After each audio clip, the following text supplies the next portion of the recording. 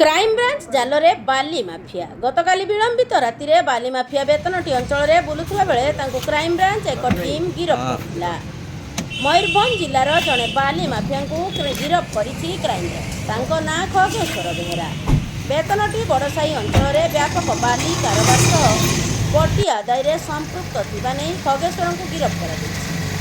ଗତକାଲି ବିଳମ୍ବିତ ରାତିରେ ସେ ବେତନଟି ଅଞ୍ଚଳରେ ବୁଲୁଥିବା ବେଳେ ତାଙ୍କୁ କ୍ରାଇମବ୍ରାଞ୍ଚର ଏକ ଟିମ୍ ଗିରଫ କରିଥିଲା। ତାଙ୍କ ଗିରଫଦାରୀ ଏବେ ସ୍ଥାନୀୟ ଅଞ୍ଚଳରେ ଚର୍ଚ୍ଚାର କେନ୍ଦ୍ରବିନ୍ଦୁ ପାଲଟିଛି। 2020 ମସିହାରେ ବେତନଟି ଅଞ୍ଚଳରେ ତତ୍କାଳୀନ ତହସିଲଦାର ଓ ଖଗେଶ୍ୱର ଜଣେ ଟ୍ରକ୍ ମାଲିକଙ୍କୁ ଅଟକାଇ ତାଙ୍କୁ ଧମକ ଚମକ ଦେଇଥିଲେ। ଏହି ଘଟଣାରେ ତତ୍କାଳୀନ ତହସିଲଦାରଙ୍କୁ ନିଲମ୍ବନ କରାଯାଇଥିବା ସହିତ ଅନ୍ୟ କିଛି ବ୍ୟକ୍ତିଙ୍କ ନାଁରେ ମାମଲା ରୁଜୁ ହୋଇଥିଲା। ସେହିଭଳି ସେତେବେଳେ ଖଗେଶ୍ୱର ନିଜକୁ ତହସିଲଦାରଙ୍କର ପାଖ ଲୋକ କହି ବିଭିନ୍ନ ବାଲିଘାଟ ମାଲିକଙ୍କଠାରୁ ବଟି ଆଦାୟ କରୁଥିବାର ଭିଡ଼ିଓ ମଧ୍ୟ ଭାଇରାଲ ହୋଇଥିଲା। ବଡ଼ସାହି ଓ ବେତନଟିରେ ବାଲି କାରବାର କିଛି ରାଜନୈତିକ ଲୋକଙ୍କ ସମ୍ପୃକ୍ତି ମଧ୍ୟ ରହିଥିବା ଜଣାପଡ଼ିଥିଲା। Bureau report, Purbi Bharat news.